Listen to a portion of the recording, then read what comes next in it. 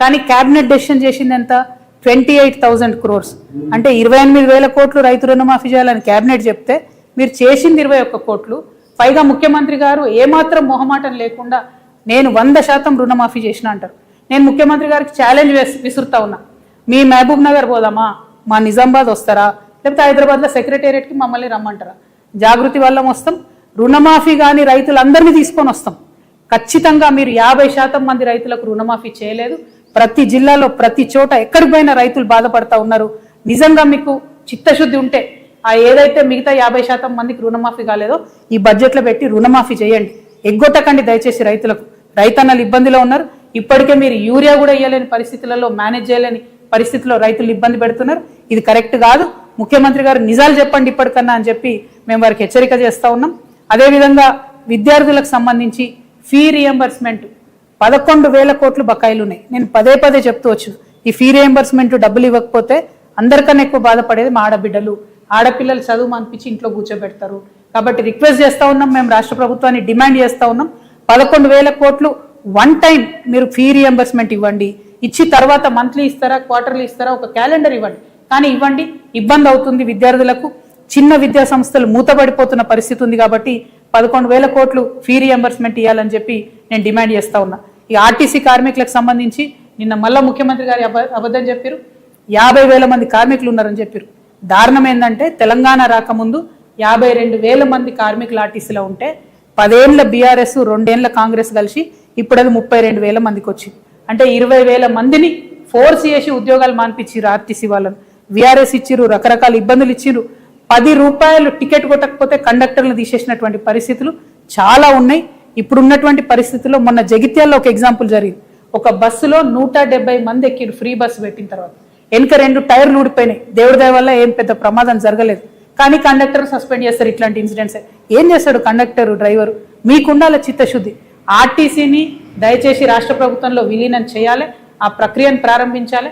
At the same time మీరు ఏదైతే electric బస్సులు పెడతామంటున్నారో ఆలోచన మంచిదే, కానీ ఆ పెట్టే ప్రతి ఎలక్ట్రిక్ బస్సులో మా ఆర్టీసీ అన్ననే డ్రైవర్గా ఉండాలి, ప్రైవేట్ వాళ్ళు ఉండడానికి వీలు లేదు. ఆ విషయాన్ని పాటించకుండా ప్రభుత్వం ఆర్టీసీకి ద్రోహం చేస్తున్నది. కండక్టర్లను, డ్రైవర్లను ప్రైవేట్ వాళ్ళని పెడుతున్నది. అది కరెక్ట్ కాదు. ఖచ్చితంగా ఆర్టీసీని విలీనం చేయాలి, కార్మికుల యొక్క ఉపాధిని కాపాడాలని చెప్పి నేను ముఖ్యమంత్రి గారికి డిమాండ్ చేస్తూ ఆర్టీసీ విలీన ప్రక్రియలను ఇప్పటి బడ్జెట్లో ప్రస్తావించాలని చెప్పి నేను డిమాండ్ చేస్తూ ఉన్నాను. అదేవిధంగా మహిళలకు ఏదైతే 25,000 ఇస్తామన్నారో దానికి సంబంధించి ఇంతవరకు ఊసిలేదు. మా ఆడబిడ్డలకు ఏదైతే స్కూటీ ఇస్తామన్నారో దానికి సంబంధించి ఇంతవరకు ఊసిలేదు. అదేవిధంగా మన తులం బంగారం ఏదైతే ఆడబిడ్డలకు ఇస్తామన్నారో దానికి సంబంధించి ఊసిలేదు. కాబట్టి ఈ బడ్జెట్లో మా ఆడబిడ్డలకు మీరు ప్రామిస్ చేసినటువంటి 2,500 స్కూటీ, తులం బంగారం వీటికి సంబంధించిన ప్రావిజన్ పెట్టాలని నేను డిమాండ్ చేస్తూ ఉన్నాను.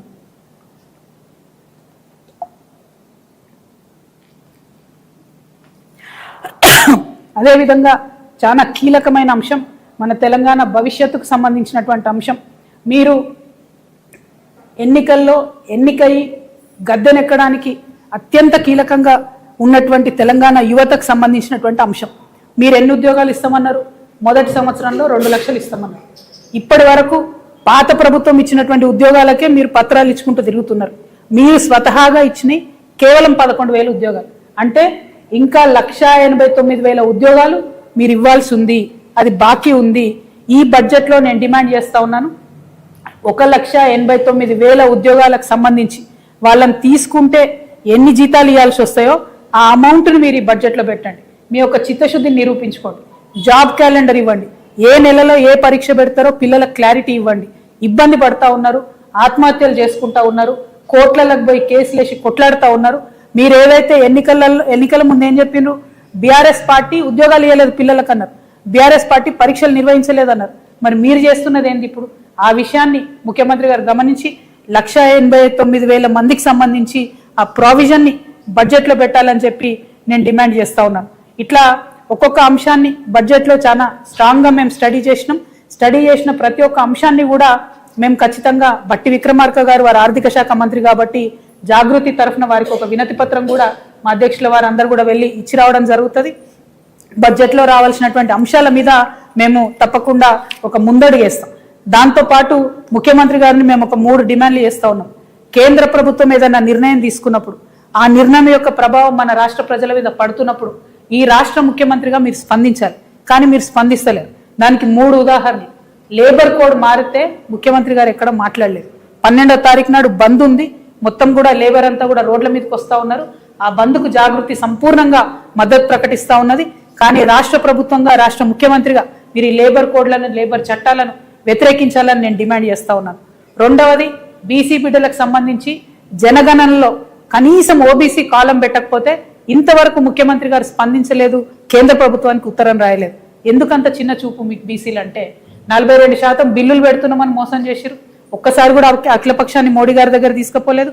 ఇప్పుడు ఓబీసీ కాలం లేకున్నా కూడా కనీసం మీరు మాట్లాడతలేరంటే మీరు కేంద్రానికి సహకరిస్తున్నారని బీసీ బిడ్డలు అనుకోవాల్సి వస్తుంది. కాబట్టి దీని మీద మీ స్టాండ్ ఏందో కేంద్రానికి ఉత్తరం రాయవలసిందిగా ముఖ్యమంత్రి గారు నేను డిమాండ్ చేస్తా ఉన్నా. ఇక చివరిది, అత్యంత పేదవాళ్లకు ఉపయోగపడేటటువంటి ఉపాధి హామీ పథకం, పువరెస్ట్ ఆఫ్ ద పువర్కి అందేటటువంటి పథకం, దానిలో 40% రాష్ట్రాలు పెట్టుకోవాలని కేంద్ర ప్రభుత్వం మన మీద బండరాయి ఎత్తేసింది. నిజానికి పెట్టుకోగలుగుతామా? రాష్ట్రాలు పెట్టుకోలేని పరిస్థితి ఉంది. అయినా ముఖ్యమంత్రి గారి కార్యాలయం నుంచి ఒక్క ఉత్తరం కూడా ఎందుకు రాయలేదు?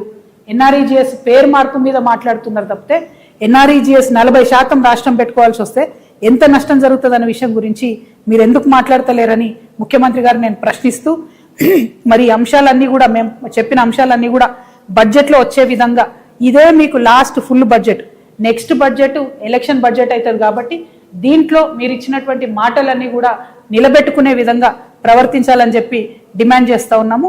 Thank you. జై తెలంగాణ, జై జాగృతి. మీటింగ్ ఏమక్కర్లేదు, మనం ఆల్రెడీ అనౌన్స్ చేసినాం కదా, మళ్ళీ చెప్పాలా? 12వ తారీఖు నాడు చెప్పిన 12వ తారీఖు నాడు ఒక పక్క లేబర్ కోడ్కి సంబంధించి అందరూ ప్రొటెస్ట్ చేస్తూ ఉన్నారు. దానికి జాగృతి పక్షాన కూడా మేము ఆ ర్యాలీలలో హాజరవుతాం, అన్ని చోట్లకు కూడా వెళ్తాం. కాకపోతే అదే రోజు మేము ఉద్యమకారులకు సంబంధించి ఆత్మగౌరవ సభ పెట్టుకోవడం జరిగింది ఆర్టీసీ కళ్యాణ మండపంలో. దానికి మొత్తం రాష్ట్ర వ్యాప్తంగా కూడా తెలంగాణ ఉద్యమకారులందరూ కూడా తరలి రావాలని కూడా కోరుతా ఉన్నాము. చాలా మంది ఇప్పటికే అనేక సంఘాల వాళ్ళు మమ్మల్ని కలిసి మేము వస్తాం, పార్టిసిపేట్ చేస్తామని చెప్పినారు. వాళ్ళందరూ కూడా స్వాగతం పలుకుతా ఉన్నాం. ఉద్యమకారుల ఆత్మగౌరవాన్ని నిలబెట్టే విధంగా మనందరం కలిసి ఉమ్మడి కార్యాచరణ తీసుకోవాల్సినటువంటి అవసరం ఉంది. కాబట్టి ఆ సభను విజయవంతం చేయవలసిందిగా నేను విజ్ఞప్తి చేస్తా ఉన్నాను. Thank you. జై తెలంగాణ. क्या है? Minority budget BRS budget pass हुआ था और कांग्रेस की तरफ से, लेकिन उसका यूज नहीं हुआ. उसके लिए क्या प्लान है? और सेकंड